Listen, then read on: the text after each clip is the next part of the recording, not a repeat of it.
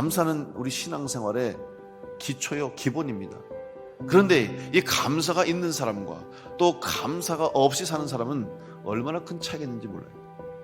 마치 어떤 흙에다가 씨를 뿌리느냐, 어떤 토양에다가 나무를 심냐에 따라서 똑같은 씨앗도 똑같은 나무도 열매를 맺는 것이 다르고 꽃을 피우는 색깔이 달라질 수 있듯이, 오늘 우리 그리스도인의 신앙의 토양이, 우리의 믿음의 토양이 감사함으로 든든히 채워지고 감사할 수 있는 성도가 되면 우리를 통해서 주님이 기뻐하신 열매를 많이 맺게 될 줄로 믿습니다.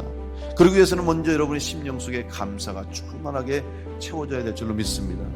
감사는 바로 신앙생활의 가장 근본이요 기초가 되는 것입니다. 왜냐하면 우리는 하나님의 은혜를 받고 또 하나님의 은혜 가운데 살아가고 있고 하나님의 은혜를 통해서 믿음의 삶을 시작했기 때문에 감사하는 것은 너무나 당연한 일입니다. 하나님의 은혜가 없으면 우리는 살 수 없고, 하나님의 은혜가 없이는 우리는 이 땅 가운데서 살아갈 수 없는 존재이기 때문에 그 은혜를 생각하면서 우리는 감사할 수밖에 없습니다. 구원을 주신 하나님의 은혜, 새 생명을 주신 하나님의 사랑, 죄사함을 주시고 영생을 주시고 천국의 문을 열어주시는 예수 그리스도의 십자가의 사랑과 은혜를 우리는 깨달음으로 다시 한번 감사하는 삶을 살아야 될 것입니다.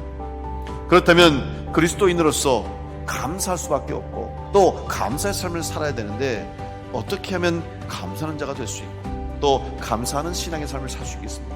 하나님의 은혜를 생각해야 됩니다. 결국 감사는 하나님의 은혜를 생각하는 것으로부터 시작됐다는 말입니다. 하나님의 은혜를 생각할 수 없는 사람은 감사할 수 없습니다. 하나님의 은혜를 생각하며 하나님의 은혜를 기억하지 못하면 감사할 수가 없는 것입니다. 그러면 하나님의 은혜는 무엇입니까? 하나님의 은혜는 사랑입니다. 죄인된 우리들을 사랑하셔서 우리의 죄를 사해 주시고 우리를 하나님의 자녀로 삼아 주셨습니다. 뿐만 아니라 이 하나님의 사랑은 조건적인 사랑이 아닙니다. 조건 없이, 기준 없이 그저 하나님을 아버지로 믿고 고백하고 하나님 앞에 나오는 모든 사람에게, 예수 그리스도의 이름으로 하나님을 믿고 구주로 고백하는 모든 성도에게 하나님은 은혜를 주셔서 새 생명 주시고 구원해 주시고 영생의 복을 허락해 주신 줄로 믿습니다. 이 은혜가 우리 모두가 받은, 바로 여러분이 받고 누리는 은혜인 줄로 믿고 감사하며 살아가는 성도를 될 수 있기를 간절히 축원합니다.